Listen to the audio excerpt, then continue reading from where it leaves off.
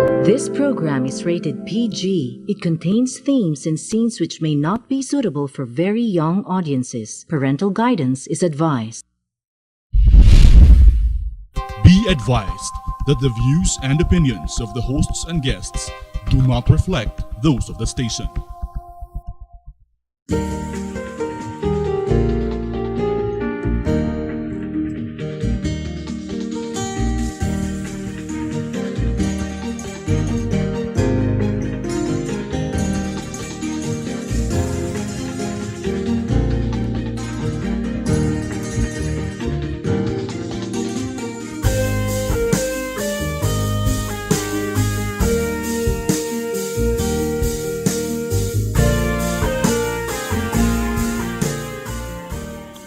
This is Journeys episode, December 11 to 17, and we'll start with news and views, some of which remind us of bitter memories from the past, but most of it is good news. But before I go on, we have our regular resource person on historical and geopolitical issues, Professor Celso Cainglet, who has been consultant to ASEAN governments, teaching at the Philippine Military Academy, and of course, a graduate of Belgium. Yes. Belgium's Catholic University of Louvain.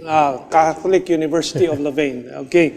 Well, we'll start with something to remind us of history, and this is the unveiling in the Philippines of a World War II sex slave statue in Manila. The Philippines unveiled. Let's go on with the news item. I think we lost. Okay, go on. Let's roll it. The Philippines unveiled a statue representing the comfort women who were forced to work as sex slaves for Japanese soldiers during World War II. The 7-foot bronze sculpture you see there depicts a blindfolded, grieving woman in Maria Clara traditional Filipiniana gown.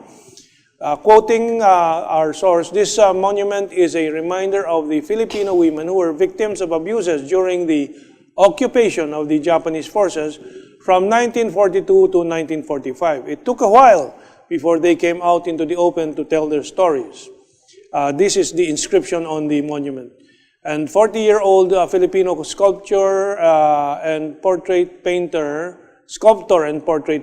Jonas Roses made the more than life-sized bronze artwork dubbed the Filipino Comfort Women. The memorial statue stands on the Bay Walk in Rojas Boulevard, fronting the Manila Bay. The unveiling took place 76 years after the Japanese invasion of the Philippines that started December 8, 1941, 10 hours after the attack on Pearl Harbor. It was a coordinated attack. It's estimated that up to 200,000 women in their teens from Asian countries, including South Korea, China, Indonesia, and the Philippines, were forced to work in Japanese wartime military brothels. To keep alive the memories of the comfort women, similar memorial statues in South Korea, China, and San Francisco, the United States, have been erected. Now, happier news. Tillerson says the U.S. is open to North Korea talks without preconditions. And Secretary of State Rex Tillerson said last Tuesday that the United States is open to talks with North Korea without preconditions, saying it is unrealistic for the country to give up its nuclear weapons program before discussions can begin. Quoting Tillerson, "It's not realistic to say that we're only going to talk if you come to the table ready to give up your program. They have too much invested in it," Tillerson said at the Atlantic Council think tank. Tillerson said that President Donald Trump is very realistic about that as well, unquote. We've said from the diplomatic side, we're ready to talk anytime North Korea would like to talk, and we're ready to have the first meeting without precondition. Tillerson said that the U.S. is ready to talk to North Korea, but would need, quote again, a period of quiet, unquote, without new tests for talks to be productive.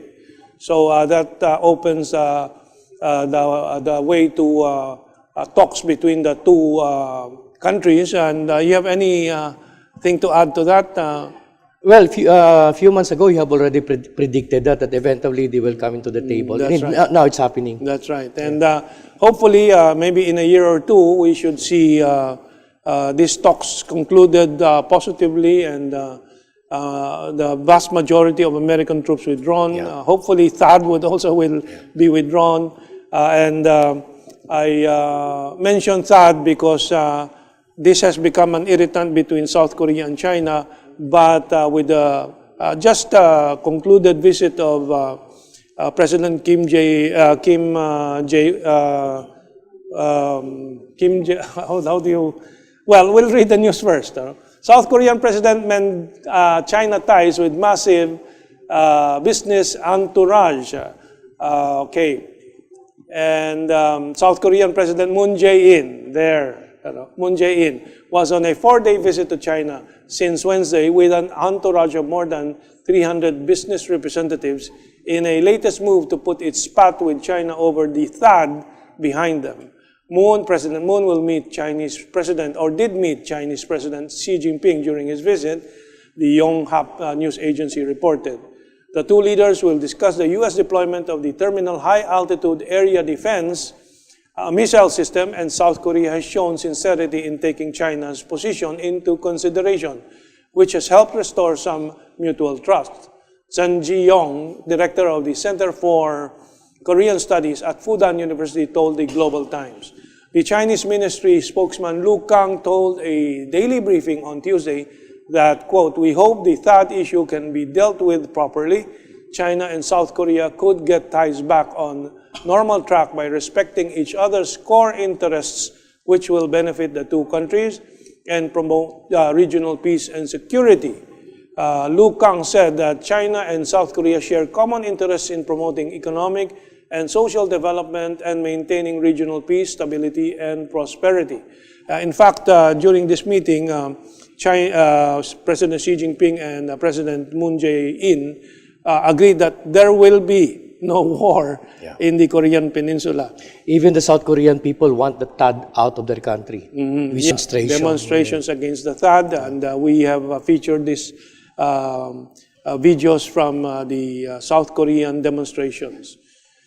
Okay, on a lighter side, where do most of our Christmas decorations come from? China's Christmas village makes 60% of the world's Christmas decorations. This is from China Daily.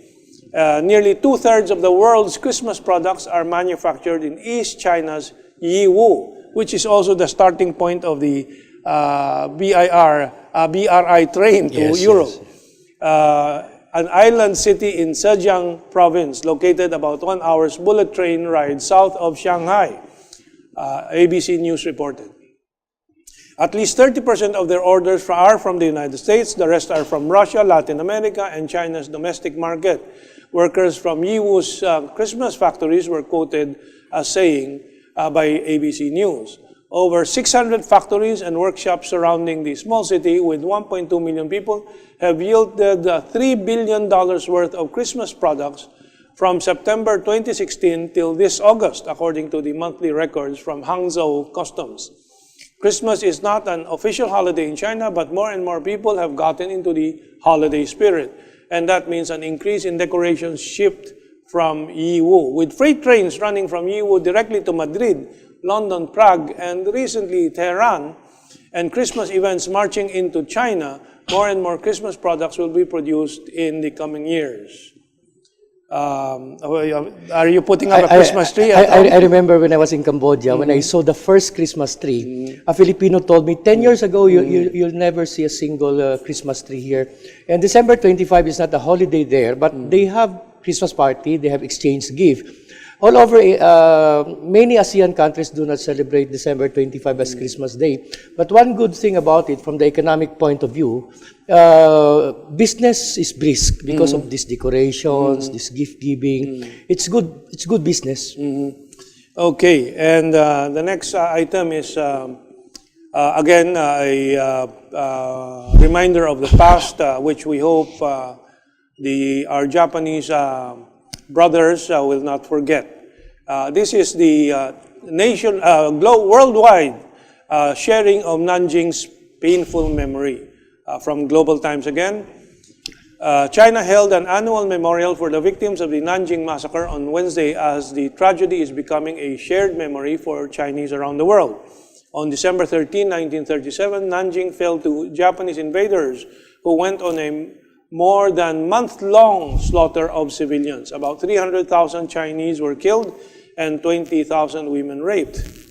The Alpha Education Association for Learning and Preserving the History of World War II in Asia is also holding a series of events to commemorate the 80th anniversary of the Nanjing Massacre in Toronto, Canada. Alpha, A-L-P-H-A, is an educational nonprofit NGO and registered charity in Canada that promotes a critical historical investigation of the events of World War II in Asia. Dr. Joseph Wong, 69, chair and founder of the NGO, who was born in Hong Kong, told the Global Times that the Holocaust engaged him to establish the NGO because the Holocaust is a shared memory for many people in the West but outside Asia. Not too many people know about the Japanese war crimes. I also established the NGO, he said, because many Japanese politicians and right-wingers are trying to deny the pains that the Japanese Empire inflicted on the Asian people, Wong stressed. Especially during this period of the leadership of Shinzo Abe in Japan, where he is trying to revive the Japanese armed forces, these reminders are very timely. Yes. We should remember so that we should never forget.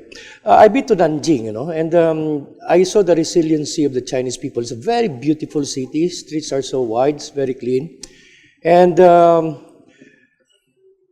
it seems nothing happened because it's very, very progressive today. But as I said, we should never forget. And of course, I owe my understanding of this incident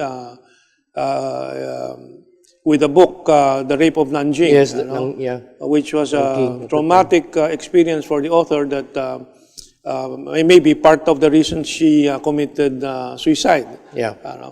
But let's move on. Another happy event in our People and Places reporting to you is the Chinese Embassy in Manila holding a Christmas party for Philippine media.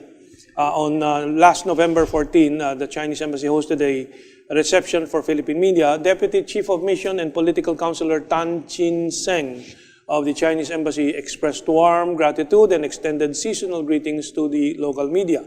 Councilor Tan highlighted the importance. There's Councilor Tan with Melo Acuna of the CRI and formerly of the Radio Veritas.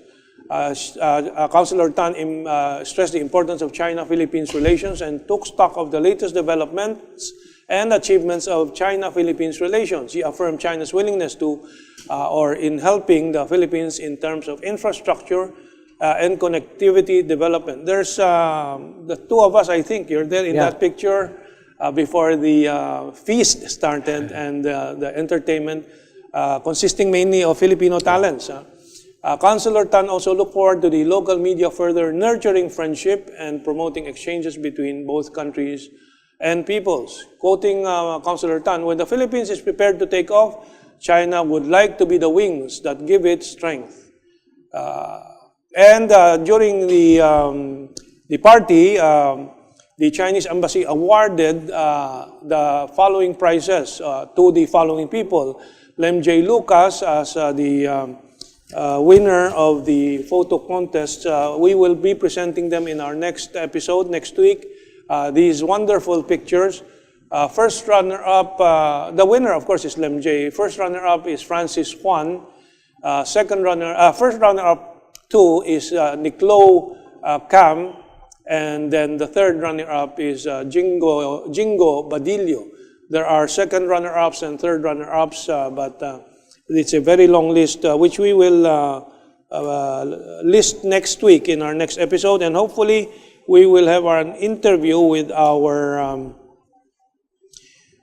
winners, or with the winners of the Chinese Embassy photo contest next week. Francis Lem J. Lucas, Francis Juan Niclo, Cam, and Jingo Badillo. So you saw the photos also. One photo that struck me are the Chinese students dancing tinikling in China. The, I think, winner of the top prize, which was 50,000 pesos, took a picture of a Hong Kong scene from one of the peaks, from Victoria Peak, which was wonderful. But my favorite among the pictures, which we will show next week, is a young kid here in Manila with a paper, that's a version of the dragon, and doing the dragon dance. That's what's very interesting. So you'll see them in our next episode here on Journeys, Chronicles of Our Asian Century. Okay, we're going to take this break, and then we're going to focus on Philippine-China relations and exchanges. And this is going to be very important and very interesting. President Xi and China's community of shared destiny. What does this mean for the world and for the Philippines? Okay, let's take this break.